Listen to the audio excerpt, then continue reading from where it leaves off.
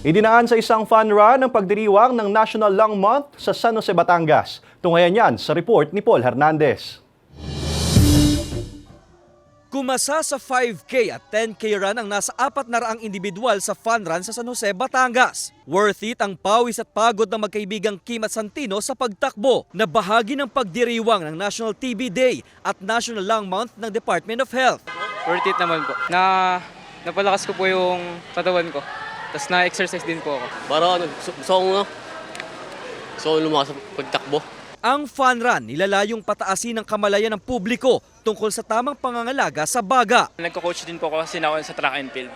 Kaya kumbaga ako, yung passion ko, ituro ko po kung ano yung natutunan ko. Ayon sa DOH, mahalaga ang physical activities gaya ng pagtakbo sa pagpapalakas ng respiratory system ng isang tao at para makaiwas sa lung diseases. Lalo't base sa Global Report of 2022, kabilang ang Pilipinas sa may matataas na kaso pa rin ng tuberculosis. Dapat matuldukan na natin ang problema sa TB at ito'y mangyayari lamang sa sama-sama natin pagkilos. Nagagamot ang TB kaya kailangan magpakonsulta ng maaga para lubos ang paggaling at hindi na makahawa pa. Magpapatuloy lang daw ang DOH sa krusada at kampanya kontra TB.